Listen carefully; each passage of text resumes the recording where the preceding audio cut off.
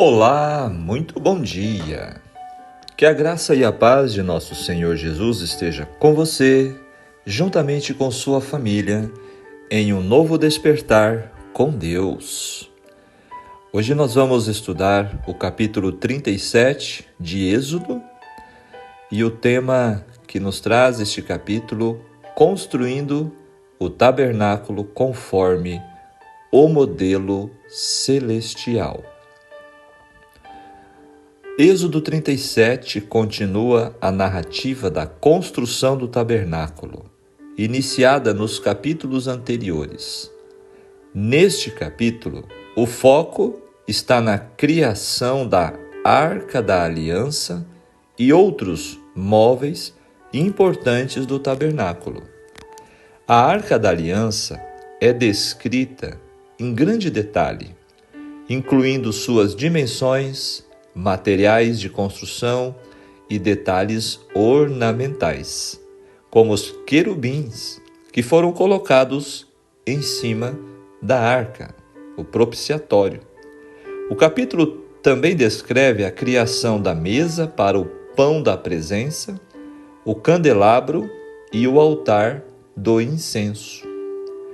Bezalel e Aholiabe, que foram designados por Deus para supervisionar a construção do tabernáculo, são descritos como sendo especialmente habilidosos nos vários ofícios necessários para o projeto da construção do tabernáculo.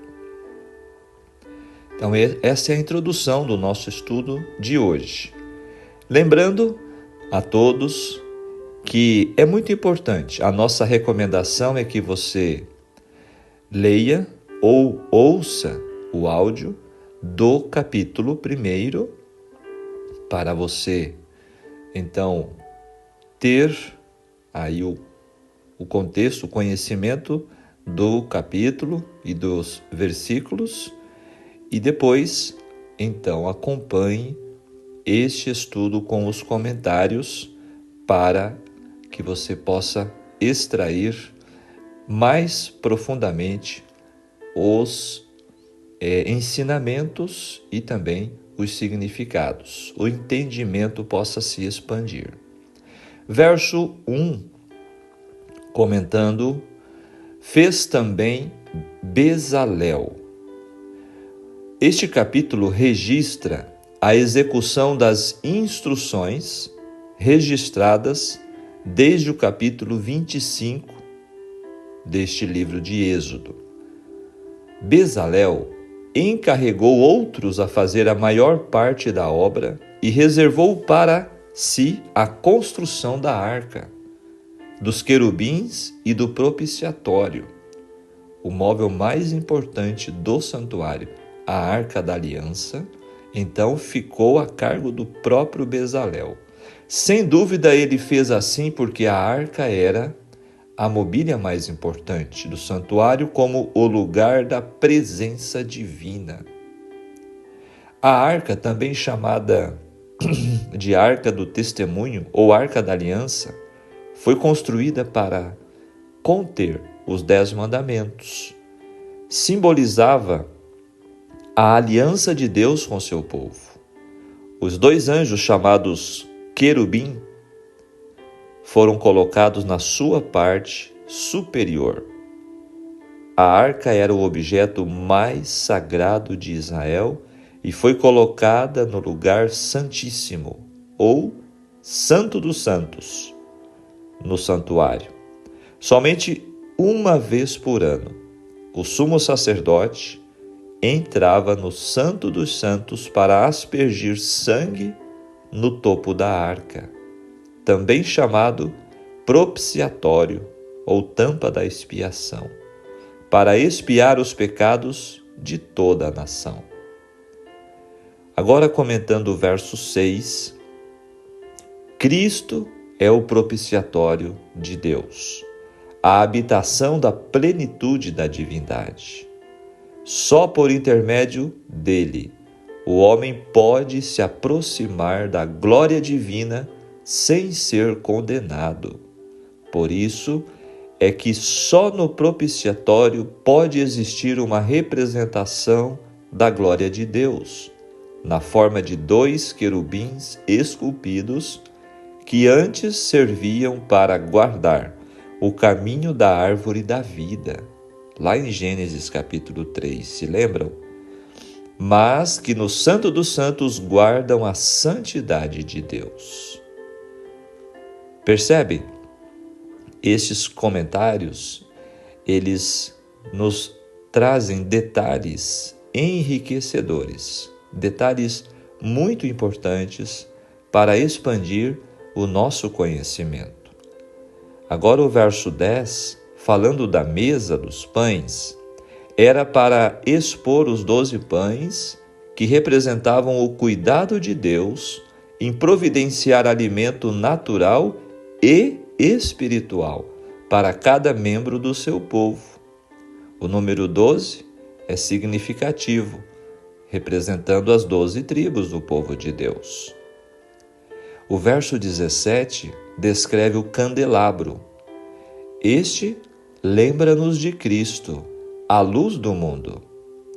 O verso 23, as espevitadeiras, tal como as lâmpadas precisavam de cuidado, especialmente na renovação dos pavios, os crentes e as igrejas que eles compõem precisam de uma atenção não menos cuidadosa para que a luz de Cristo continue brilhando neste mundo de trevas. Pelo enchimento do Espírito Santo, a rejeição da disciplina é seríssima. O verso 29, incenso aromático. Êxodo capítulo 30 trouxe a composição deste incenso, que era exclusivamente usado para adoração. O incenso era oferta de grande valor nos tempos do Antigo Testamento e também quase exclusivamente uma oferenda em reconhecimento à divindade. Somente aos sacerdotes foi permitido oferecer incenso. As instruções sobre o seu uso serão relatadas no capítulo 16 de Levíticos, o próximo livro que vamos estudar. Na Bíblia, o incenso hoje simboliza, ou hoje representa, a oração. É de se notar que o incenso foi incluído nas ofertas trazidas a Jesus, o que significa um possível reconhecimento da divindade da criança recém-nascida. Esses são os comentários do capítulo de hoje, capítulo 37. Agora, vamos ao complemento do Espírito de Profecia, falando sobre o santuário terrestre como figura do celestial. Como foi declarado, o santuário terrestre fora construído por Moisés, conforme o modelo a ele mostrado no monte. Era uma figura para o tempo então presente, no qual se ofereciam tanto dons como sacrifícios. Seus 2 lugares santos eram figuras das coisas que estão no céu, conforme está escrito em Hebreus capítulo 9, versos 9 e 23. Cristo, nosso grande sumo sacerdote, é ministro do santuário e do verdadeiro tabernáculo, o qual o Senhor fundou e não o homem. Capítulo 8 de Hebreus, verso 2. Sendo em visão concedida a João uma vista do templo de Deus no céu, contemplou ele ali 7 lâmpadas de fogo, que ardiam diante do trono. Viu um anjo tendo um incensário de ouro, e foi-lhe dado muito incenso para o pôr com as orações de todos os santos sobre o altar de ouro que está diante do trono. Apocalipse 8, verso 3. Com isto, permitiu-se ao profeta ver o primeiro compartimento do santuário celestial e viu ali as 7 lâmpadas de fogo e o altar de ouro. representados pelo castiçal de ouro e o altar de incenso no santuário terrestre. Novamente abriu-se no céu o templo de Deus, capítulo 11, verso 19 de Apocalipse, e ele olhou para dentro do véu interno, no Santo dos Santos. Ali viu a arca do seu concerto, representada pelo escrínio sagrado construído por Moisés, a fim de conter a lei de Deus. Moisés fizera o santuário terrestre segundo o modelo que tinha visto. Paulo declara que o tabernáculo e todos os vasos do ministério, quando se acharam completos, eram figuras das coisas que estão no céu.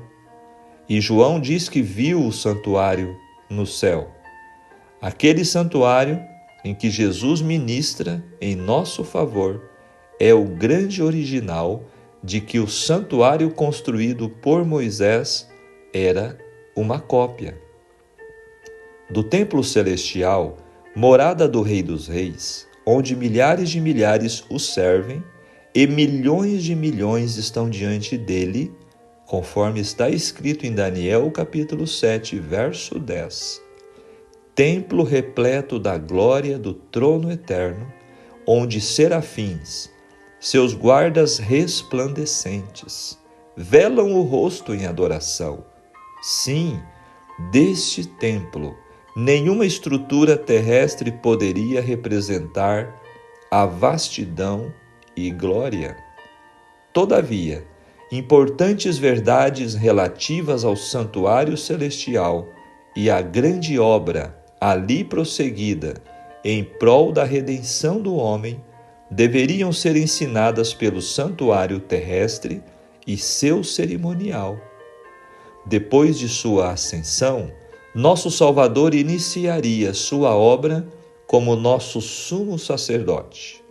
Diz o apóstolo Paulo: Cristo não entrou num santuário feito por mãos, figura do verdadeiro, porém no mesmo céu, para agora comparecer por nós perante a face de Deus. Capítulo 9 de Hebreus, verso 24.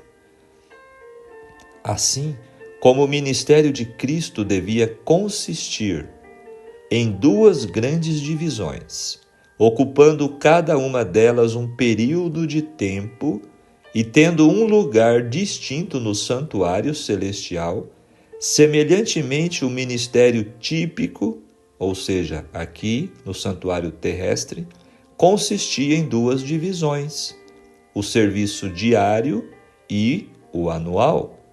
E a cada um deles era dedicado um compartimento do tabernáculo. Assim como Cristo, por ocasião de sua ascensão, compareceu à presença de Deus a fim de pleitear com seu sangue em favor dos crentes arrependidos, assim o sacerdote, no ministério diário, aspergia o sangue do sacrifício no lugar santo em favor do pecador. O sangue de Cristo, ao mesmo tempo que livraria da condenação da lei o pecador arrependido, não cancelaria o pecado. Este ficaria registrado no santuário até a expiação final. Assim, no cerimonial típico, o sangue da oferta pelo pecado removia do penitente o pecado, mas este permanecia no santuário até ao dia da expiação. Este texto está no livro Cristo em seu Santuário, a página 37. Amados, estes capítulos falando do santuário são de extrema importância para entendermos o plano da salvação. Aplicando o capítulo de hoje para os nossos dias, para as nossas vidas, nós vamos entender melhor sobre a adoração. Adoração não resulta naturalmente da informação teológica. É necessário conhecimento de Deus, Os recursos visuais da didática divina para ensinar o Evangelho e a adoração aos pecadores foram devidamente produzidos conforme o Deus que receberia a adoração. Realizou-se o santuário segundo o modelo e orientações divinas. Cada detalhe foi realizado pautando-se pela ordem de Deus. Êxodo 37 fala da elaboração da Arca da Aliança, da mesa, do candelabro e do importantíssimo altar de incenso. Como o livro de Êxodo foca na adoração, é necessário analisar a relevância do segundo mandamento e as imagens de anjos sobre a Arca da Aliança, localizadas no lugar santíssimo, onde a glória da presença divina se manifestaria. Portanto, nós devemos entender que tais esculturas angelicais não ferem o segundo mandamento quanto à ordem de não fazer ou adorar ídolos, claramente indicado no capítulo 20, verso 23 de Êxodo. Contextualmente, na Bíblia, a arte na religião não era proibida, ao contrário, tinha seu destacado valor. O dom artístico era dado por Deus e altamente considerado. Haviam, portanto, móveis no santuário que deveriam ser enfeitados como representações de flores e frutas. Ainda o véu que ia sobre o tabernáculo e o véu de dentro da tenda sagrada continham figuras de querubins, de anjos. O próprio Deus pedira que construísse 2 esculturas de querubins para colocar sobre a Arca da Aliança. A condenação divina deve-se primariamente ao mau uso que se faz das imagens e das esculturas. Equivocadamente, alguns condenam figuras, alegando que são proibidas pelo segundo mandamento e que todas as coisas desse gênero deveriam ser destruídas. Na verdade, o segundo mandamento proíbe o culto às imagens, esclarece Ellen White. Eu já vi pessoas que condenam o uso, por exemplo, do data show, da projeção de imagens, proíbem você ter ali muitas pessoas gostam dessas pequenas esculturas onde tem ali animais, e colocam em sua estante, em sua sala, e dizem que isso é idolatria. Então vejam que diferença existe entre ter e adorar, certo? Então o pecado, Deus condena a adoração. Agora, o simples fato de ter alguma dessas esculturas não se torna pecado. Sobre o propiciatório, a tampa da Arca da Aliança, havia 2 imagens de anjos, como estamos falando, de querubins, de ouro batido, guardiões do trono de Deus e defensores da retidão do Senhor. Eles olhavam para baixo, para o sangue aspergido sobre a arca e sobre o propiciatório. O sangue de Jesus satisfaz a justiça de Deus e cobre todas as nossas transgressões. Cristo é o nosso propiciatório e Deus se encontra com o pecador por seu intermédio. Então, amados ouvintes da palavra de Deus, a lição que fica de destaque para nós, que devemos praticar reverência e humildade, ilustradas nestas figuras dos querubins, na tampa, no propiciatório da Arca de Deus. E agora o nosso momento de refletir em nosso estudo de hoje. Cada detalhe da tenda da congregação era um convite à comunhão com Deus. Nada ali era objeto de particular adoração, mas tudo apontava para o Senhor como o único Deus verdadeiro e digno de toda adoração. Não era propósito de Deus que o santuário se tornasse lugar de uma religião incoerente, e sim lugar de testemunho do poder de Deus na vida de um povo que o servisse com integridade. Como povo santo e representante de Deus na terra, a mais sublime de todas, a lição de todas estava em Israel aprender a viver as palavras do Senhor através de uma comunhão experimental. As experiências do dia a dia, os sacrifícios diários e a imagem de um lugar que em todo o tempo declarava que Deus estava com eles, deveriam quebrantar seus corações e levá-los a uma real experiência com o Senhor. Uma experiência viva, eficaz, transformadora e contínua. Como nós já falamos anteriormente, havia um serviço diário e um serviço anual. Esse era o ritual do santuário. O santuário terrestre e seus rituais não mais existem. Jesus, através de sua vida, ministério e missão, revelou a Israel e ao mundo que nele tudo se cumpriu, e nele podemos permanecer e viver se tão somente aceitarmos o seu diário convite de amor. Vinde a mim, todos os que estáis cansados e sobrecarregados, e eu vos aliviarei. Conforme está em Mateus 11:28. Amados, comunhão não é somente leitura da Bíblia e oração superficiais.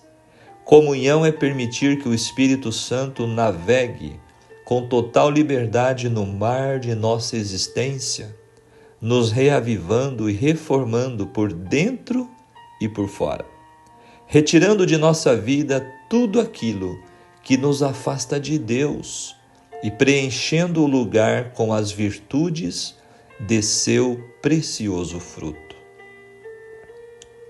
Hoje, Cristo está no Santíssimo do Santuário Celestial, conforme Hebreus 8, verso 2. Hoje, Cristo está intercedendo ao Pai por nós. Oxalá que o Espírito Santo esteja nos purificando e provando, e que façamos parte do precioso ouro que Jesus virá em breve reivindicar como dele. Que nossas orações, assim como o incenso que era oferecido diariamente no altar do incenso, nós possamos diariamente oferecer a Deus as nossas orações para que sejam, através dos méritos de Jesus Cristo, purificadas e levados até o trono do nosso Deus. Queridos, o santuário fala de redenção. Deus liberta-nos da escravidão do pecado e leva-nos à sua palavra, onde encontramos a revelação de nossa redenção. Nosso bom dia a cada um de vocês como adoradores do Senhor. Amém? Que Deus seja louvado por mais este momento aos pés do Senhor, nosso momento de comunhão ouvindo a sua voz. Vamos orar? Pai nosso que estás no céu, santificado seja teu nome. Graças te damos pelo despertar de um novo dia, pela sua misericórdia que se renova e pelo privilégio, Senhor, de poder separar este tempo para te ouvir, para aprender de ti como nosso Mestre, como nosso Redentor e Salvador. Obrigado, Senhor, por nos proporcionar este momento, este privilégio, esta oportunidade. Pedimos tua bênção, pedimos o seu auxílio para o entendimento destas importantes verdades que a tua palavra nos traz. Que possamos compreender o privilégio e a necessidade de oferecermos uma adoração correta, aceitável a ti. Abençoe a todos nós neste novo dia. Fica conosco, em nome de Jesus. Amém. Muito bem, amigos, ouvintes da Palavra de Deus. Tenham todos um ótimo dia, que Deus te abençoe, que Deus te guarde. E até o nosso próximo encontro, se Deus nos permitir. Tchau, tchau.